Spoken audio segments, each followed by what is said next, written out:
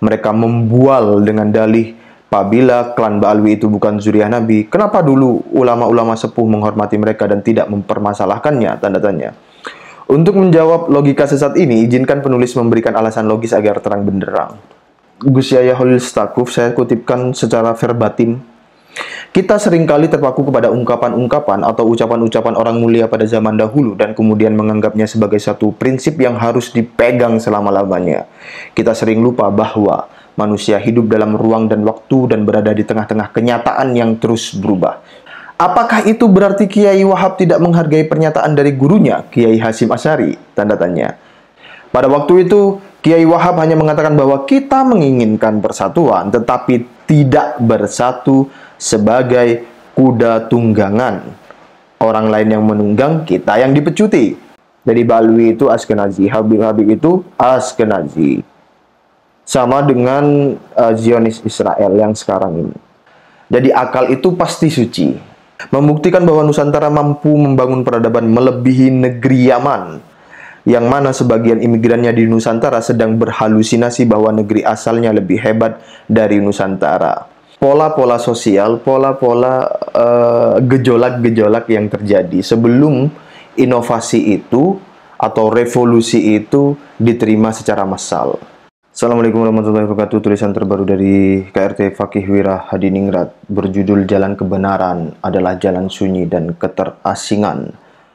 Publish 19 Januari 2024. Teman-teman bisa membacanya sendiri secara mandiri di link yang saya sematkan di kolom deskripsi. Saya akan membacakan tulisan beliau, namun sepertinya akan lambat karena saya akan memberikan tambahan-tambahan ulas sedikit-sedikit. Matematika adalah bahasa di mana Tuhan telah menulis alam semesta. Quote dari Galileo Galilei. Sebab sejarah para revolusioner. Galileo Galilei adalah seorang ilmuwan besar. Dia menguasai astronomi, filsafat hingga fisika. Kepintarannya mungkin banyak yang setara dengannya, bahkan melebihi. Tetapi keberaniannya layak dapat diapresiasi, karena itulah dia disebut sebagai bapak ilmu pengetahuan. Galileo lahir 15 Februari 1564 di Italia, negeri pusat peradaban Helenistik dan pewaris Imperium Romawi.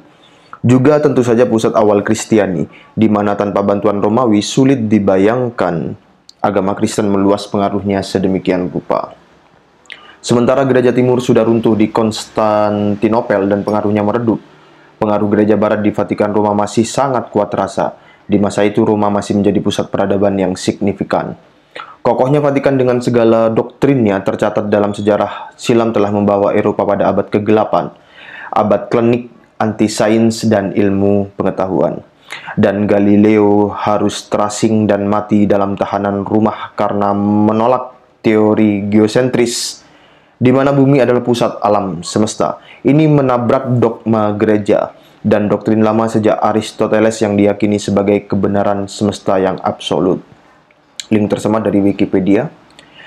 Dalam sains, otoritas ribuan pendapat tidak sebanding dengan satu percikan kecil akal sehat dalam diri seseorang. Demikian kata Galileo. Dan ini sejalan dengan apa yang disabdakan Sayyidina Ali. Puncak dari agama adalah akal. Saya tambahkan quote dari Syekh Izzuddin bin Abdus Salam. Al-aqlu ma'a khotorotir rahman. Jadi akal itu bersama dengan lintasan-lintasan ar-Rahman. Jadi akal itu bukan pikiran, bukan apa yang kita pikirkan. Akal itu adalah sebuah keadaan di mana kesadaran kita itu betul-betul murni. Itu yang disebut akal sebenarnya ya, hakikatnya ya.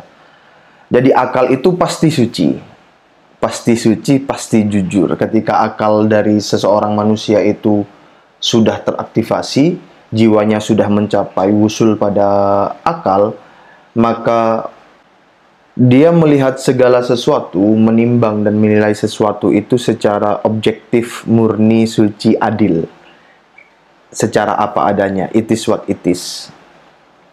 Tidak tercemari dengan kepentingan hawa nafsu, kepentingan ekonomi, kepentingan politik, kepentingan birahi, kemudian kepentingan bisnis dan lain sebagainya. Akal itu begitu, aslinya, hakikatnya ya. Makanya Sayyidina Ali itu berkata puncak dari agama adalah akal. Itu bisa kita ulas lebih panjang lagi. Karena tanpa akal sehat, maka doktrin agama sedang mengkhianati Tuhan yang disembahnya. Dengannya kita bisa memahami alam semesta sebagai bukti keagungannya. Pejuang kebenaran harus siap menabrak pakem, melawan ribuan dogma dan doktrin yang tidak sesuai dengan perkembangan zaman. Kebenaran terkadang memang menyakitkan, dibutuhkan keteguhan dan keberpihakan dalam membangun peradaban dan menumbangkan kejahiliahan.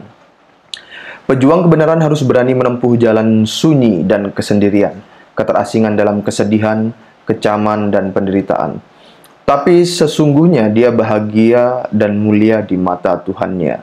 Semua pembaharu pasti mengalaminya, tidak saja Galileo, juga Einstein, Buddha, Isa, bahkan Muhammad pasti mengalami fase tersebut. Sejarah akan selalu berulang, setiap masa ada orangnya dan setiap orang ada masanya. Tanda seru 3 kali. Dan ya, kalau teman-teman pelajari biografi-biografi para inovator ya, misal Steve Jobs, Bill Gates, kemudian Einstein, kemudian Henry Ford, kemudian Honda, dan lain sebagainya. Itu kita akan mendapati sebuah pola sosial, pola-pola gejolak-gejolak yang terjadi sebelum inovasi itu atau revolusi itu diterima secara massal. Nah, Mahatma Gandhi itu memiliki quote itu. Mahatma Gandhi itu berkata, pertama, mereka mengabaikan Anda, kemudian mereka tertawa pada Anda atau menertawakanmu, berikutnya mereka melawanmu, lalu Anda menang. Atau quote lain yang serupa itu yaitu, seluruh orang akan menertawakanmu sampai engkau berhasil melakukannya. Jadi saya juga memandang dinamika sosial yang sedang terjadi, friksi-friksi yang terjadi itu ya dengan wajar-wajar saja. Sebab sejarah dari seorang revolusioner atau seorang inovator di bidang bisnis maupun di berbagai bidang itu memang begitu. Ketika masyarakat digoncang status quo-nya untuk menuju tingkat kemapanan yang baru, polanya memang begitu. Dulu juga begitu kan, pesawat terbang itu sebelum wajar seperti sekarang itu ditertawakan. Wright bersaudara itu. Radio juga begitu, handphone juga begitu, dan lain sebagainya. Pola itu akan selalu terjadi. Sebab revolusi spiritual di Nusantara. Nusantara dibangun dari puzzle peradaban dari masa ke masa, dan tanpa pembaharu tidak ada peradaban baru. Kesadaran sosial membangun realitas sosial, bukan sebaliknya. Demikian kata Karl Marx. Walaupun penulis lebih sepakat dengan Berger dan Luhmann bahwa ada hubungan timbal balik antara realitas sosial dan kesadaran sosial, yang keduanya melahirkan konstruksi sosial. Link tersemat dari kanal Umsida. Dalam konteks perjuangan anti rasisme di Nusantara dan pelurusan nasab Nabi SAW, tanpa perlakuan rasis dari klan Ba'alwi, tanpa cerita halusinasi yang sembrono, dan tanpa pembelokan sejarah Nusantara yang masif, maka sulit reaksi perlawanannya secepat dan sedrastis sekarang. Andai mereka yang mengaku cucu Nabi dan tetap memegang nilai serta akhlak Nabi tanpa merasa superior dan arogan, semuanya akan baik-baik saja. Umat Islam di Nusantara diajarkan cinta kepada keluarga Nabi dan keturunannya, serta diajarkan akhlakul karimah, pasti masih husnuzon atau berbaik sangka. Peradaban lama Nusantara dari masa ke masa yang dibangun oleh spiritualisme lokal atau kapitayan, misalnya Kejawen, spiritualisme Jawa, diawali Sang Purbawasesa menerima wahyu di Gunung Ijen. Ijen itu artinya sendirian, tunggal, ahad. Mendapatkan pengajaran tentang nilai-nilai ketuhanan kepada Sang Hyang Tunggal. Itulah kenapa orang Jawa menyebut sholat sebagai sembahyang, sembahyang. Serta diajarkan pula nilai-nilai kemanusiaan, baik interaksi antar manusia maupun dengan alam semesta. Orang Jawa sangat dilarang menyakiti manusia lainnya walaupun itu menyinggung perasaannya, dan sangat dimurkai bila menebang pohon tanpa alasan yang jelas. Hukumannya harus menanam pohon baru yang lebih banyak jumlahnya. Dari sini tanpa sadar bahwa sedekah oksigen dan ozon telah dilakukan nenek moyang Nusantara kita. Budaya tetandur, menanam pohon, sehingga bisa dilihat di mana ada orang Jawa, di sana ada pertanian dan pemuliaan tanaman. Dan spiritualisme semacam ini ada di semua suku Nusantara yang nantinya akan membangun kultur dan karakternya masing-masing. Hingga kemudian datanglah apa yang dimaksud dengan agama impor, spiritualisme manca yang masuk dan bersimbiosis dengan spirit lokal. Hasilnya adalah kebijaksanaan lokal, dalam kurung local wisdom, local knowledge, and local genius. Semuanya berlangsung dengan damai dan sinergi. Contohnya sinkretisme Jawa, contohnya sinkretisme Siwa Buddha di Nusantara. Ketika di negeri asal India, konflik justru mengakibatkan runtuhnya agama Buddha, termasuk hancurnya dinasti Asoka, sehingga Buddha berdiaspora ke Tibet, Nepal, Cina, Jepang, bahkan Asia Tenggara. Studi kasus ketika suku Tengger Pegunungan Bromo di awal keterbukaan ditanya agamanya, mereka menjawab Agomo Buddha, padahal ritualnya banyak yang ala Hindu. Sinkretisme lama di Nusantara menjadi agama Budi. Bagaimana manusia sejati harus memiliki budi pekerti yang luhur. Ini sejalan dengan jika ingin mengetahui kedalaman agama seseorang, jangan lihat dari banyaknya dia sholat dan puasa, tapi lihatlah cara dia memperlakukan orang lain. Imam Ja'far Shadiq Al-Husaini. Mengapa begitu? Itu ada penjelasannya. Di Nusantara, Sang Buddha diterima sebagai titisan ke-9 Dewa Wisnu, di mana Rama sebagai titisan ke-7 dan Krishna ke-8. Konsepsi Awatara Wisnu yang penuh perdebatan di India sana tuntas dan damai di Nusantara. Dinasti dan kerajaan Nusantara banyak melahirkan karya Adiluhung. Disitulah sebenarnya nilai-nilai spiritual mengejawantahkan dirinya dalam jalan yang benar. Bagaimana navigasi Nusantara yang jejaknya telah berumur 60.000 tahun, juga batik, ilmu metalurgi, bahkan bangunan megah piramida tertua Gunung Padang telah ada jauh sebelum Hindu dan Buddha masuk ke Nusantara. Dan di era selanjutnya bagaimana candi Buddha termegah Borobudur serta candi Hindu terbesar Prambanan menjadi buktinya. Dengan segala nilai estetikanya membuktikan bahwa Nusantara mampu membuat peradaban yang lebih hebat dari negeri asalnya. Lalu bagaimana dengan Islam? Walaupun sulit dikatakan mampu membuat peradaban melebihi Abbasiyah, Umayyah Andalusia maupun Utsmaniyah, namun setidaknya dengan Imperium Demak, Mataram, Cirebon, Banten, Pasai, Aceh, Melayu hingga Ternate, Tidore, Goa, dan lain sebagainya, membuktikan bahwa Nusantara mampu membangun peradaban melebihi negeri Yaman, yang mana sebagian imigrannya di Nusantara sedang berhalusinasi bahwa negeri asalnya lebih hebat dari Nusantara. Manusia dinilai dari karyanya, suatu bangsa dinilai dari peninggalan peradabannya. Virus Yamanisasi ini semakin runyam dengan doktrin membawa-bawa keturunan Nabi, kekurangan yang ditambal dengan kemuliaan leluhur yang semu. Jadi, mengapa mereka itu mengunggul-unggulkan leluhurnya sendiri? Karena mereka itu secara tanpa sadar mengakui bahwa mereka memiliki banyak kekurangan-kekurangan yang tidak dapat ditolerir.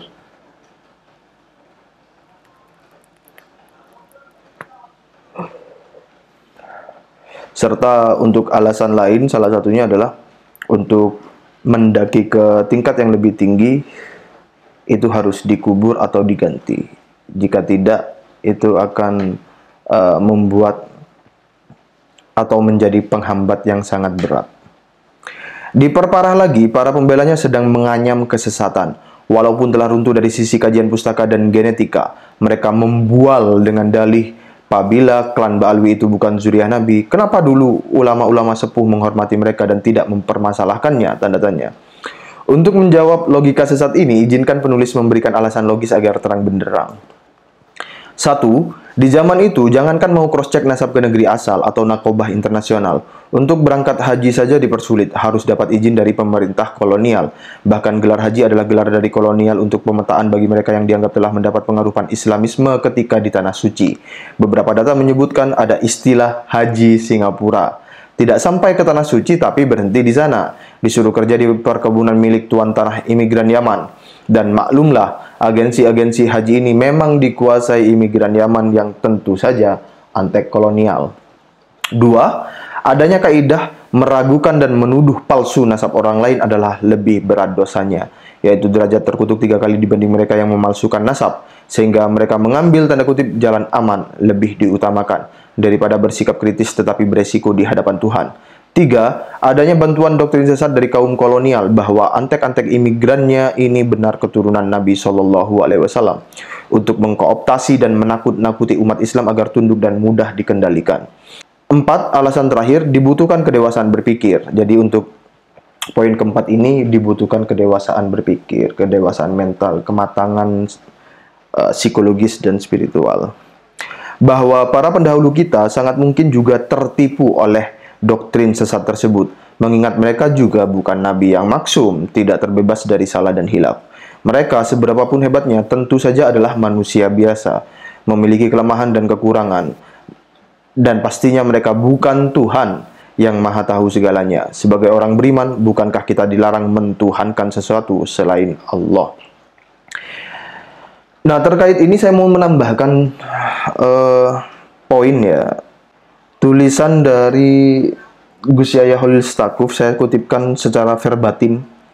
Kita seringkali terpaku kepada ungkapan-ungkapan atau ucapan-ucapan orang mulia pada zaman dahulu dan kemudian menganggapnya sebagai satu prinsip yang harus dipegang selama-lamanya. Kita sering lupa bahwa manusia hidup dalam ruang dan waktu dan berada di tengah-tengah kenyataan yang terus berubah. Jadi kenyataan itu terus berubah. Ketika Masyumi didirikan, Hadratus Syekh Kiai Haji Muhammad Hasyim Asy'ari mengatakan bahwa Masyumi adalah satu-satunya partai politik untuk umat Islam di Indonesia.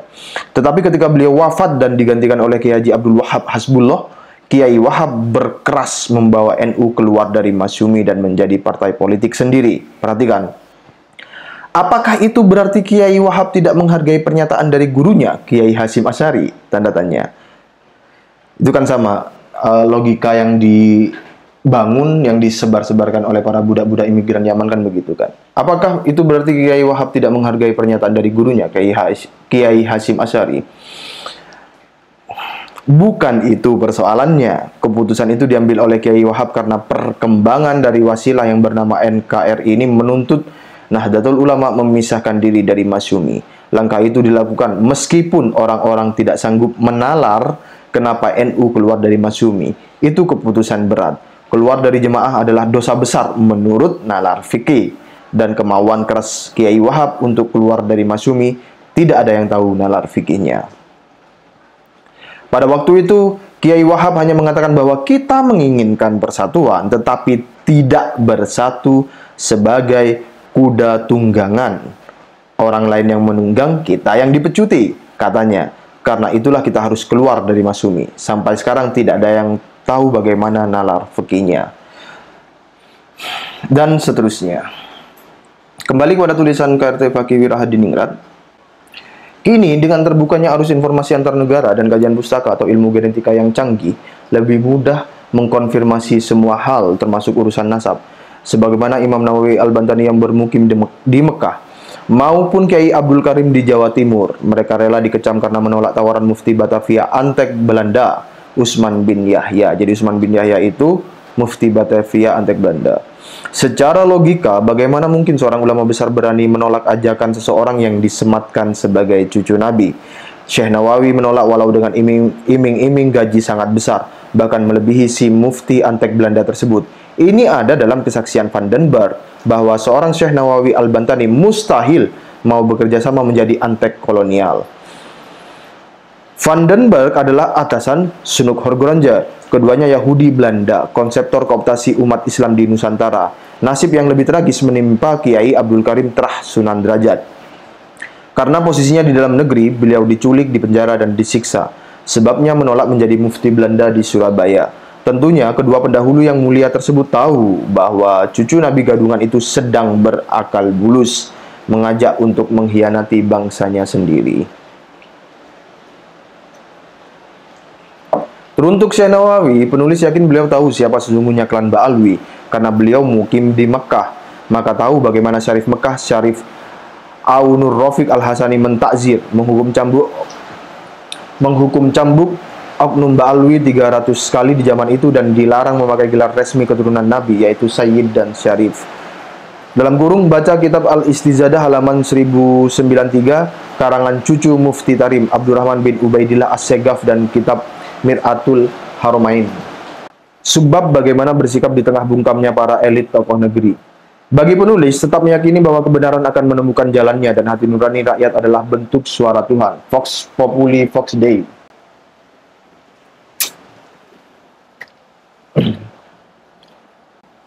Walaupun tokoh ulama, para pemimpin agama, terutama dari ormas-ormas besar, seolah abai dan acuh karena mental terjajahnya, mereka memilih mencari posisi aman daripada berpolemik dan takut kehilangan wibawanya.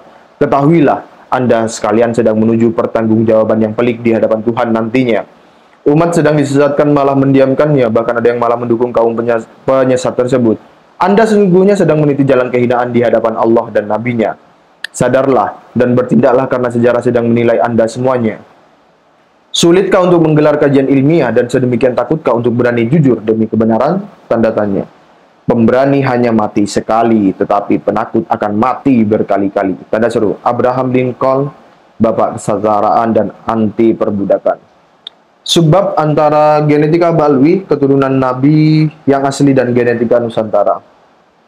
Apabila dengan kemajuan iptek, maka pemetaan dan genetika manusia demikian mudah dianalisis.